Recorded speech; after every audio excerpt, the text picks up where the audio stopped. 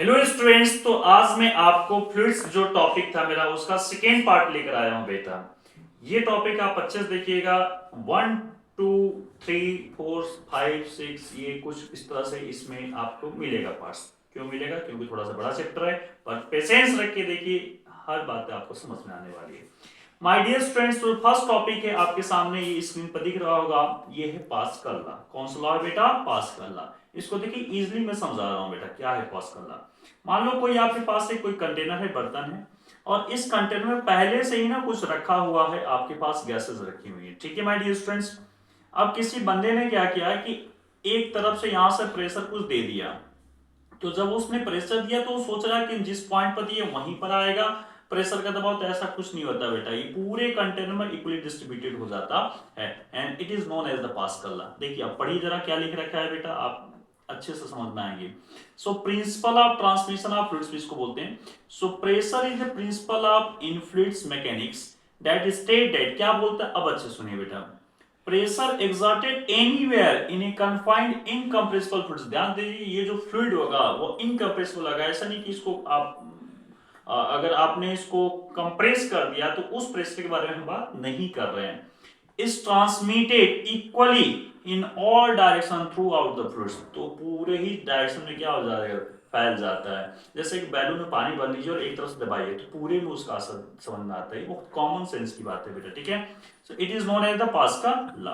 अच्छा, Pascal law भी एक बात और भी बोलता है, उसको भी समझिए कि अगर आप कहीं पर प्रेशर दे रहे हैं, ठीक है ना, तो वो प्रेशर तो इक्वली चला गया। अगर आप इस वाले चीज को देखिए बेटा, तो यहां आपने प्रेशर P अप्लाई किया, और प्रेशर P का फॉर्मूला अगर आप चेक करेंगे बेटा, तो प्रेशर P का फॉर्मूला क्या आएगा वो बता रहा हूं आपको, अच्छे से देखते जाइएगा बेटा।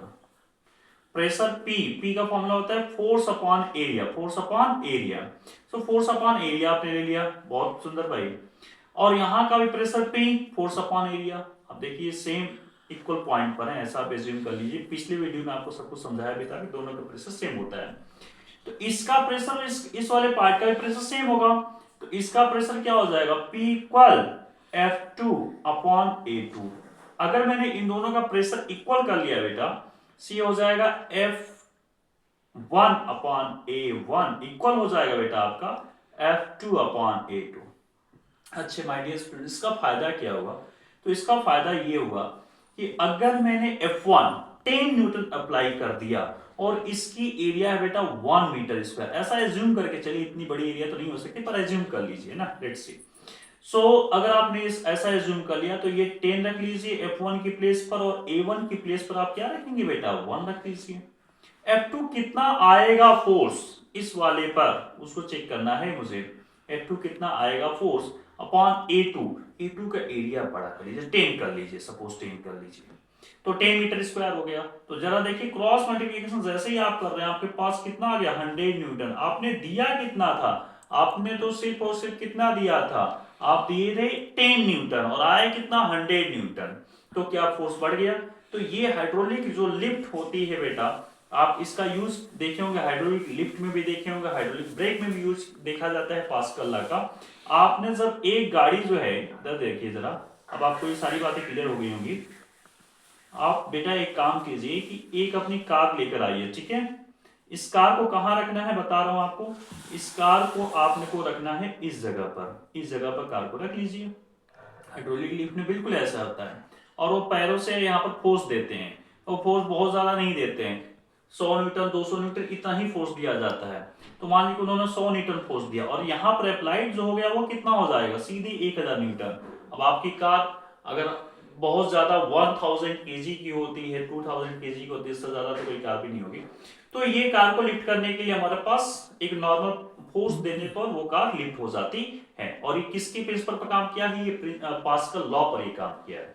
आई होप ये सारी बातें क्लियर हो गई होंगी। ओके, अब देखिए बेटा, how to measure the atmospheric pressure. Atmospheric pressure को हम कैसे मेजर करेंगे? यहां पर आप देख सकते हैं क्या लिखा हो, how to measure the atmospheric pressure. Atmospheric pressure के लिए अब देखिए दो चीजें, जैसे बैरोमीटर। बैरोमीटर क्या होता है? बहुत सिंपल सा कॉन्सेप्ट है, बैरोमीटर तुरंत समझ में आ जाएगा।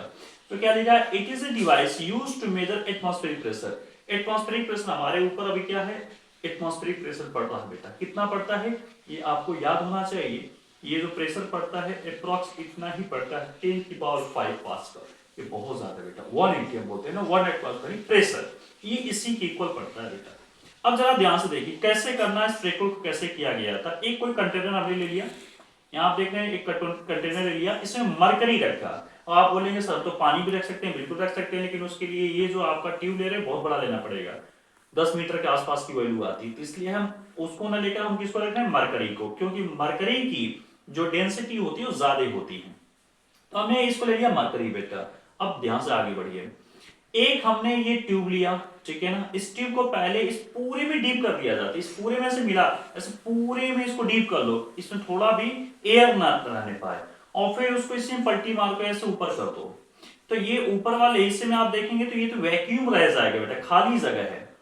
तो अब आपका क्वेश्चन ये है कि सर ये ए पॉइंट था, ये बी पॉइंट था, ये यहां से मरकरी ऊपर कैसे चढ़ गई।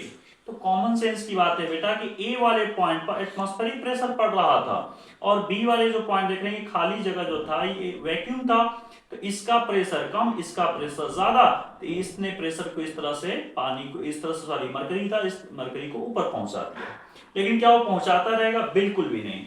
आपको मैं जो फर्स्ट वीडियो बताया था उसमें ही आपको चीजें क्लियर कर दिया था कि सेम लेवल में कोई अगर सेम लिक्विड है, सेम लेवल में सेम लिक्विड है बेटा, तो वहां का प्रेशर क्या होता है, सेम ही होता है। यहां तो मरकरी ए पॉइंट और बी पॉइंट पे mercury, so P A equal PB हो जाएगा।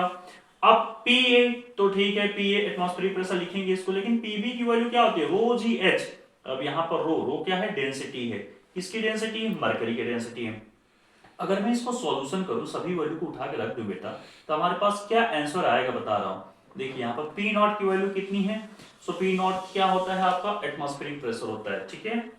सो ये आ जाएगा 180। अगर 180 हमको नहीं पता, सपोज इसको सॉल्यूशन करना है पी नॉट को, तो पी नॉट इक्वल लिख सकते हैं, रो की वैल्यू है मेरे पास कितनी है, ये 13,600। ओके, जी की वैल्यू लगभग 10 ले लीजिए, एच की वैल्यू 76 होती है बेटा सेंटीमीटर में, इसको मीटर में कन्वर्ट करेंगे तो 1000 से मुझे, सॉरी 100 से मुझे डिवीजन देना होगा।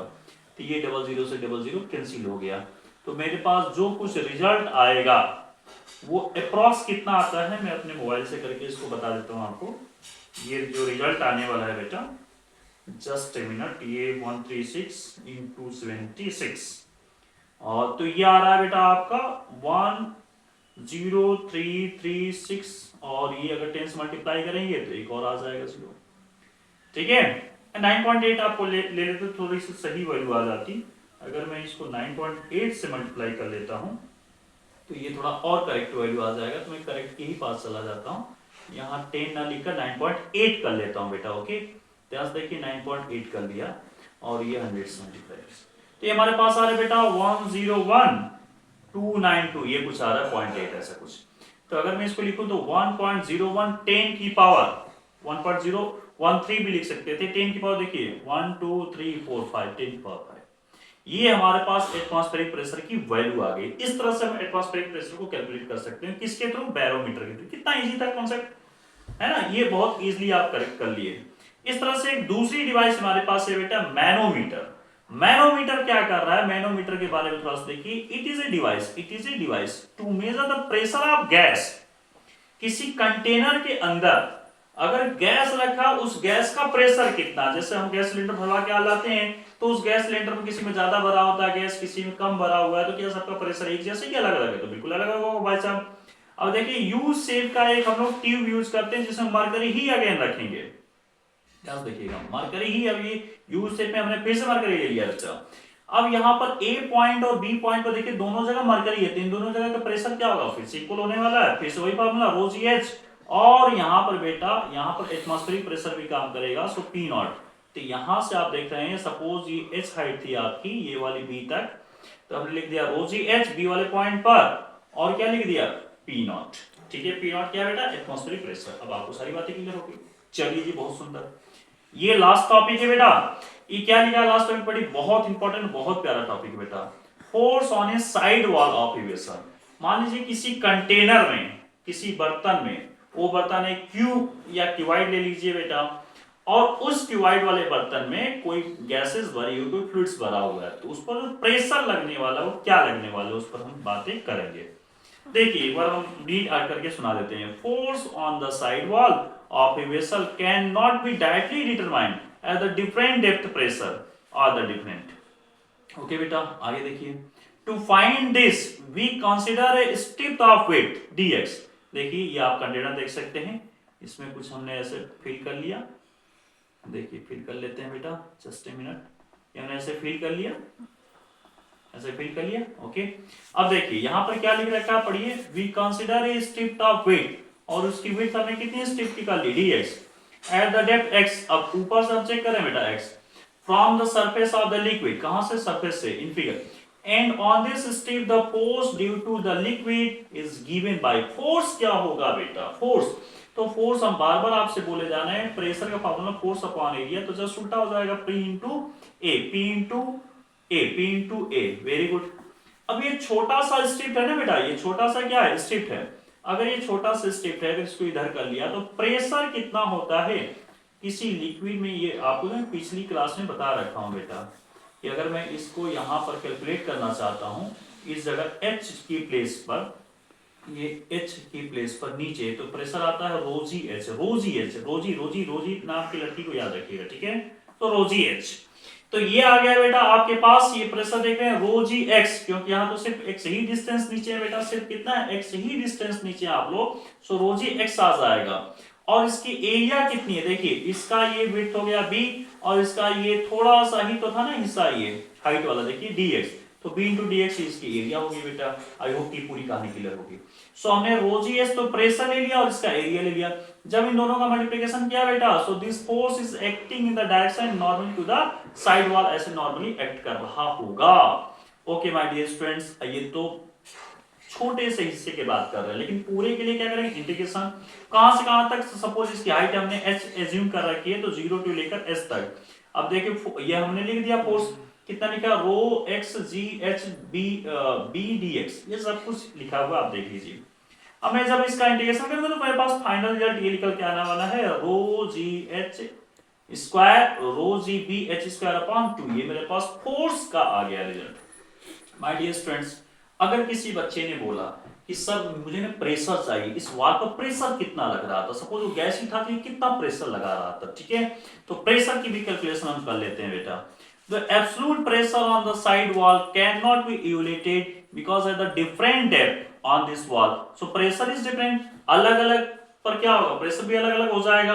So एवरेज प्रेशर हमको निकालना होगा, कैसा प्रेशर निकालना होगा, एवरेज। अब प्रेशर का फॉर्मूला क्या था, force upon area, force upon area.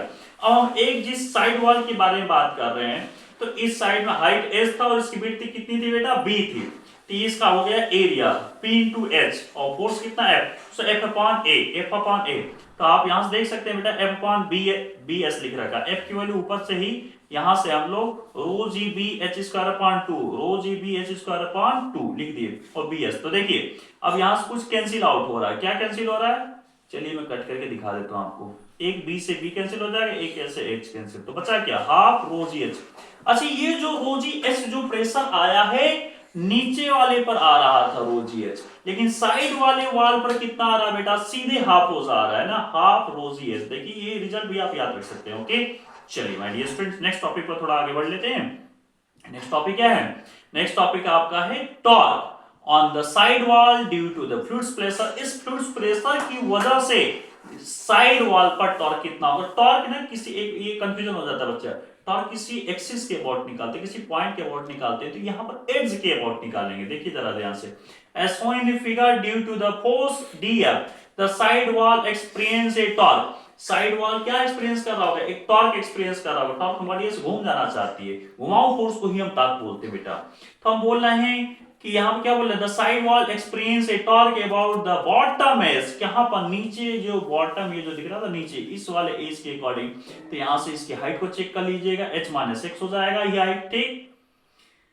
तो ये बोल रहा बेटा बॉटम एज पर हम क्या टॉर्क को देखेंगे, तो टॉर्क का फॉर्मूला क्या होता है, टॉर्क का फॉर्मूला होता है आर क्रॉस ए बोल लो, या आर परपेंडिकुलर बोल लो, या एफ परपेंडिकुलर आर बोल लो। तो यहां पर आप देखिए एफ इस तरह से लग रहा है और ये नीचे एज था बेचा, तो इसके अकॉर्ड आप चेक कर लीजिए ये वाली हाइट कितनी थी, h माइनस एक्स।